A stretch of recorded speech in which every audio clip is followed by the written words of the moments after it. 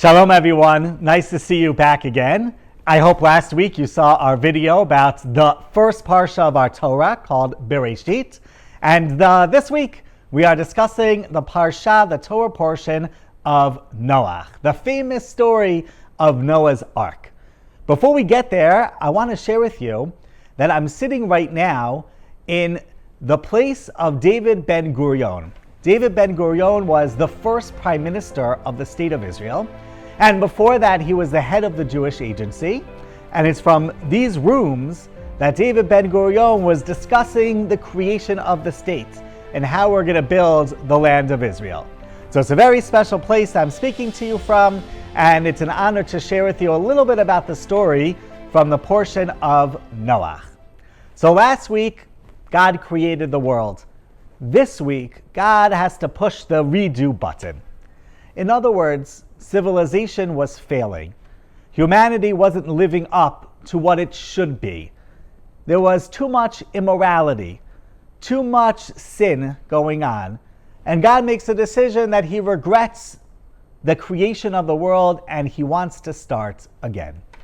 So he picks Noah, who's described as a tzaddik, a righteous person. And he tells Noah that you must build an ark, a very, very large boat. And our Torah gives the exact dimensions of how Noah has to build it. And God makes the decision that he's going to destroy the world with a flood and restart the world with Noah. So he's commanded to spend many years building this boat. And eventually, once the boat is built, he brings his family upon the boat and also animals too. And what's fascinating is some animals he brings 2 of the species, and some animals he brings 7 of the species. And eventually that becomes kosher and non-kosher animals.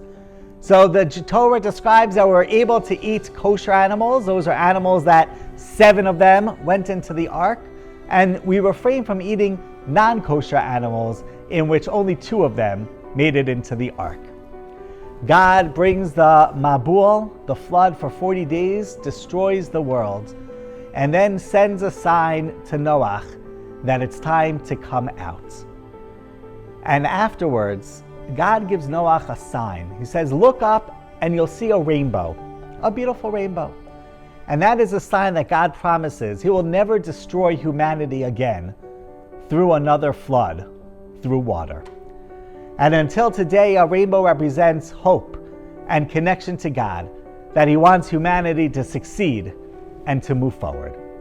At the end of the Torah portion, there's another short but important story, where now humanity comes together and they want to build a tower so high that they can reach up to the sky and reach God and overpower him. Of course, we know that's not possible.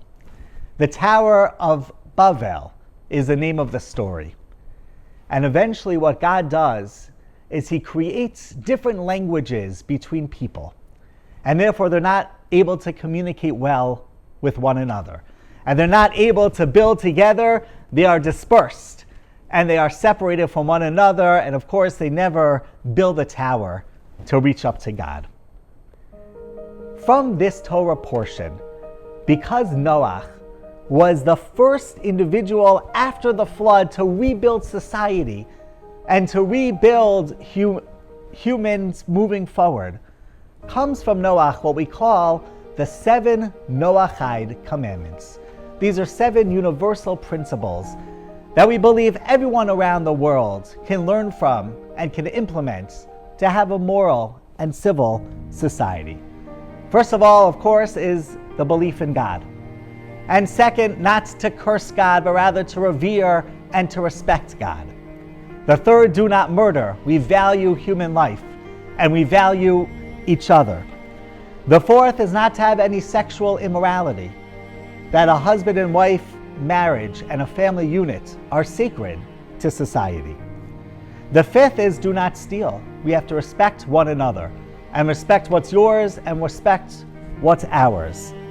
Sixth, we do not take a limb off a living animal to consume it. We're supposed to have values of compassion, even to the animals. And lastly, to establish a court system, that society should be set up with rules to protect everybody and to invoke the justice of God. For me, when I look back at the story of Noah, I admire his faith to follow God into the ark, his faith to go against the rest of society when they were living lives of sin, they were living lives of immorality, to say, I'm not going to go to where the rest of the people are, but I'm going to follow God. And that faith of Noah that we learn continues for all of us today.